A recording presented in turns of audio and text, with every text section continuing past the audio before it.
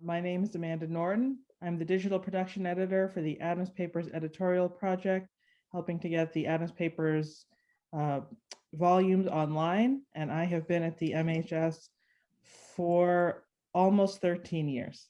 I selected the George Washington's Newburgh address given in March of 1783. And I selected this item because one, before I loved John Adams, I loved George Washington. And the very first serious history paper I wrote in college was on George Washington's resignation from the army at the end of the war and looking at that. So I've always loved this piece of history. But I also love this document because it sheds light on one of the most fundamental questions of history. Do men make events or do events make men? And for me, this is a clear moment where the man made the event, where the great man changes history directly through his sole decision.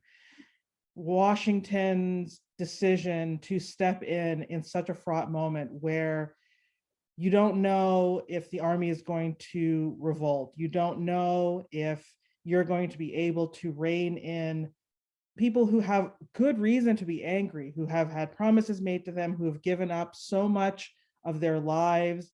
Unless you're, deep in this history, a lot of people get Yorktown, yay, we won, and now some stuff happened, and then Constitution. Okay, let's just skip over this stuff in between, and it's not obvious how things are going to, how you get from Yorktown to Constitution.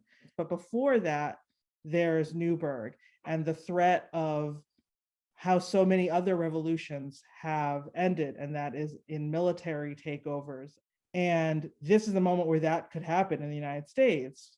And Washington steps in, but Washington also reads the room well enough to know that it's not quite enough necessarily to quell what is boiling and that anger that he understands that he's been fighting for on his own in his letters for years, trying to get Congress to do what they've promised and what is owed in justice to these men.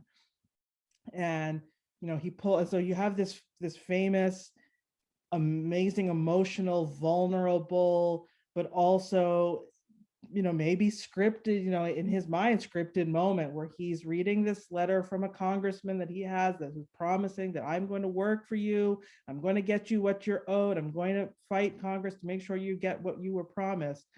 And he stops because he can't read the letter without his glasses on, which no one in public other than probably his closest aides has seen the great general, this god, man of marble, even to these officers who only know him from a distance, pulls out his glasses and he says that I've not only grown gray in my country's service but blind.